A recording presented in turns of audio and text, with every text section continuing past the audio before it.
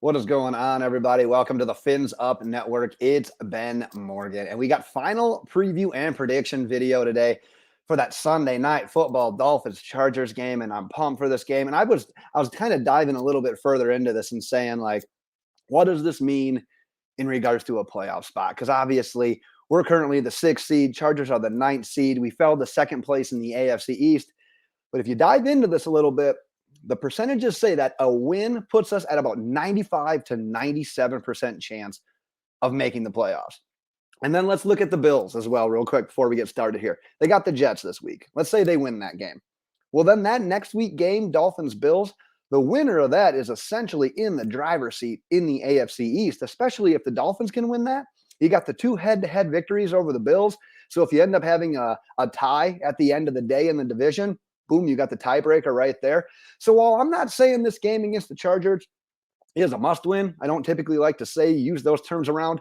I'm going to label this game as a game you pretty much kind of want to win. So let's just run with that theory moving into it. But like I said, it's final preview and prediction video today. I'm going to make my way through some viewer questions that were submitted, going to get to my final score prediction, but I want to hear from you as well. As always, drop your final score predictions in the comments, and let's carry on that conversation leading up to game time. But let's jump right in. Got some good questions today. And the first one is, was it a mistake to trade for Bradley Chubb? And I'm pretty firm on this one. I am 100% no. If you look at Bradley Chubb, everyone looks at edge rushers. You want sacks, right? We all know there's a lot more to the position to that Bradley Chubb actually really excels at. But, man, he's at least a half a sack in every single game as well. So he's been getting it done in that sexy category as well. And I know part of the question, I kind of paraphrased the question here. It was about needing to add pieces to the defense in the offseason and needing more draft capital. Well, look at that pick that we gave up. That could be towards a defender, but is it going to be towards a defender that's at Bradley Chubb's caliber already? We're talking about a 26-year-old pass rusher in his prime. Now, that pick from the 49ers, that was probably trending to be like a mid-20s pick. Who knows how things shake out with Garoppolo? And yeah, maybe at that point in the draft, you can find a guy of a Bradley Chubb caliber. But not only do you got to select that guy, you got to hit on that guy, and then he's got to turn into what Bradley Chubb already is. So Bradley Chubb, in my opinion, he's a staple of this defense for years to come. So you took care of the now by having him be that temporary fix, but you also took care of the future, because look at the important positions on defense, how you kind of rank them. Edge rusher, cornerback. Well, we got Jalen Phillips and we got Bradley Chubb now for the foreseeable future. And then this offseason, we can focus a little bit more of that attention on the cornerbacks. But I am 100% in on Bradley Chubb. The defense, their actual points allowed, not the team's points allowed, because we gave up the scoop and score last week, and we basically set the team up, the 49ers up with an easy field goal. But the actual defense has essentially allowed less than 20 points in 3 of the 4 games since acquiring Chubb. So I think he's paying dividends now. He's going to pay dividends in the future. So I have no regrets whatsoever on the Bradley Chubb question.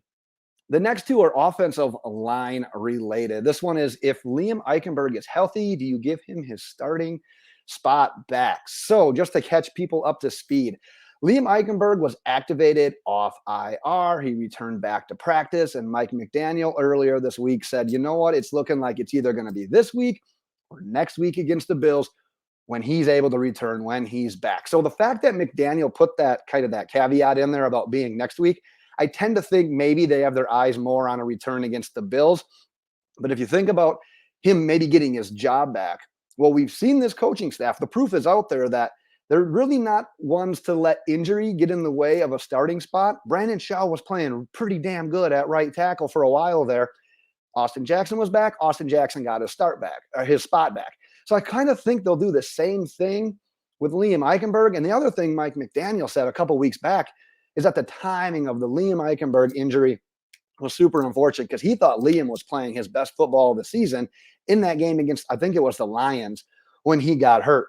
So we'll have to keep an eye on that. But you look at whose spot he'd be taking. It's Robert Jones. And they don't have the draft capital in Robert Jones that they do in Eichenberg. Robert Jones, kind of like that priority undrafted free agent when he came onto the team. Liam Eichenberg was 2nd-round draft capital. So you want to keep investing in that. You want to see what you have. And I honestly think Robert Jones has been fine. We've seen a little bit of a dip in production recently, but at the same time, they've got the capital, which blends in perfectly into this next question. I'll just bleed right into it. What's your ideal starting offensive line when everyone's healthy? Because I think what mine is and what the team's is, I think they differentiate from each other. The team, I don't think things have changed since week one. Left tackle to right tackle. Teron Armstead, Liam Eichenberg, Connor Williams, Robert Hunt, Austin Jackson. I think that's what the team wanted from week one. I think that's what they would do if everyone was healthy right now. Me, on the other hand, left tackle to right tackle. I'm Teron Armstead, obviously. I like Robert Jones at left guard. I want to invest in Liam Eichenberg as well. I get that. I had high hopes for this guy, but at the end of the day, I've seen a lot of Robert Jones. I've seen a lot of Liam Eichenberg, and I feel more comfortable with Robert Jones at left guard than I do Liam Eichenberg. Center, Connor Williams. Right guard, Robert Hunt. And then at right tackle, what are your options here? So you'd have Eichenberg, you'd have Austin Jackson, you'd have Brandon Shell, and now you got Eric Fisher. So I'm going to cheat because there's a chance that Eric Fisher could end up being that guy. We just haven't seen him. We haven't seen enough from him to make that call. However, Mike McDaniel also said that we didn't just spur of the moment sign Eric Fisher. These discussions started this offseason. He was maybe kind of part of the plan moving forward here. Like, hey, if we get into a situation later in the season, we can bring you in. We're going to bring you in. If you look at where he's listed right now on their depth chart, they have him at right tackle, like a backup to right tackle. So I think there's a plan there. So me, just to try to answer the question, right now I give an edge to Brandon Shell, but that could change because I don't know if we'll see Eric Fisher this week or not. I know they wanted to see how he did in practice on Friday, and obviously there's no media availability after that practice, so we don't know what they're doing. But that's a name to keep an eye on when they label their inactives prior to that Sunday night football game. So keep an eye on that. It's going to be very interesting. Next question. With River Craycraft doubtful, yes, he had suffered an injury in practice. I believe it was to his leg. But with Craycraft doubtful, will we see Ezukanma's debut? Very, very interesting. Something I've had my eye on all damn season. So look at the wide receivers that they will have active. Tyreek Hill, Jaylen Waddle, Trent Sherfield, Cedric Wilson. So you got options. Do you either just roll with those four? Do you roll with those four and then also keep Eric Ezukanma active on the game day? Or do we find out later this afternoon, recording this obviously on Saturday, do they bring up Braylon Sanders like they did for that game against the Lions? So I'd say there was a chance, but man, I also thought there was a chance the last time River Craycraft was out. But here's what I'll say. If we see Eric Ezukanma activated on game day, it means one thing for sure. That mental hurdle, that thing that's been keeping him out on game days, he probably overcame that, which would be an awesome sign. However, if he is active, if he does play, what kind of role are you going to see him in? And I don't think it's something that we're going to see 7 to 8 targets. Like, I don't think it's that. Think back to when Braylon Sanders was activated against the Lions. He had a catch or two. He had a couple of targets. I think it's something like that. However, I think it would just be a big step forward for us as fans, obviously, for Ezukanma, if he was just simply activated. So keep an eye on that one as well. I'm pretty excited to see the actives, inactives for this week's game. One more question before we jump into the prediction. The Chargers will win if blank. All right, so I've thought about this one for a while. And honestly, I don't necessarily think the number one thing is something the Chargers would do, but I rather think it's something that the Dolphins can do to themselves, which is essentially a carbon copy of last week, what we saw against the 49ers, basically killing ourselves. If we go back-to-back games where Tua's accuracy issues come back to life, if they're not on the same page as the wide receivers, if we hurt ourselves, if we kill ourselves, that's the number one thing that I think would cost us this game. I'll get into my prediction here in a while and kind of justify that a little bit more. But I guess if there's something that the Chargers could do that would potentially give them this game, I think it's the passing, because we've seen our run defense just stifle really, really good running backs. But Austin Eckler is different. He gets it done in the pass catching game as well. So now you think about this. You got Eckler as the threat, as the pass catcher. And now for one of the first times all season, Keenan Allen and Mike Williams haven't played hardly many snaps at all with each other this year. This offense has just completely been decimated by injuries right now. Well, kind of the whole team has for the Chargers as well.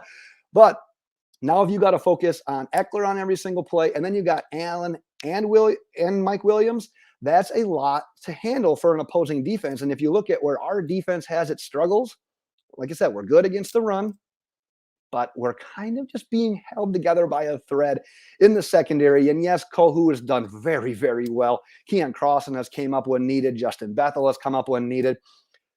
But man, these guys, like I've said about this in the past, there were reserves for a reason. This is not the anticipated defense we came in to the season with. So I'm always nervous that at some week, it's going to be the week where the thread is pulled and just things fall off the rails. And we can't have that happen this week. If Allen, if Williams, if Eckler are all going to be active in the pass game, because I mean, think about, we're just holding it together. No Byron Williams, no Byron Jones, no Brandon Jones, no Nick Needham, no Trill Williams. That's a lot of guys that we anticipated counting on, and we've been holding it together. But man, if that thread gets pulled, if God forbid something happens with Xavier Howard or Kohu or Crossan, that it could get ugly. So a little bit of a long-winded answer there, but yeah, if I have to give an answer, that would be my answer.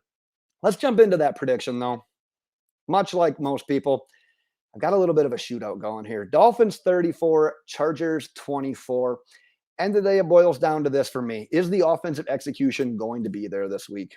And I vote yes. We've seen multiple reporters now say, man, I've been hanging around this Dolphins team. Talk about the definition of a loose team, of a team that's just going in with an abundance of confidence. That's the Dolphins right now. And they get along so well. They've had 4 losses all season. I don't think we're not pointing blame at anyone. There's no one panicking right now. There's fans panicking. There's the national media panicking. But no one on this team seems to have any sense of like, oh shit, this is must win. There's no panic really being shown by this team. So I think the offense bounces back. I think we're going to have an unbelievable game passing the ball. Look at the injuries. I had the injuries flashing up. Both Bryce Callahan, one of their top cornerbacks, and Derwin James are doubtful for this game. If neither of them play, we've got an advantage now in the passing game. And now you can match that with their 4th worst rush defense in regards to yards allowed per game. This could be another one of those balanced attack games like what we saw against the Browns, where we threw for 300 and we ran for 200. And that's an oddity in the NFL. We don't do that all the time. But this game has got shootout potential. This game has got huge potential for Tua and the offense to get back on track. And at the end of the day, I think our defense does hold it together. And I think we've got the pieces that can contain a Keenan Allen and a Mike Williams when we use some bracket coveraging and we use Xavier Howard.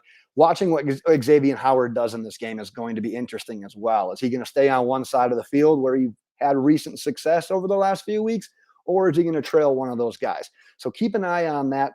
But man, if we can contain Austin Eckler, that's a huge thing.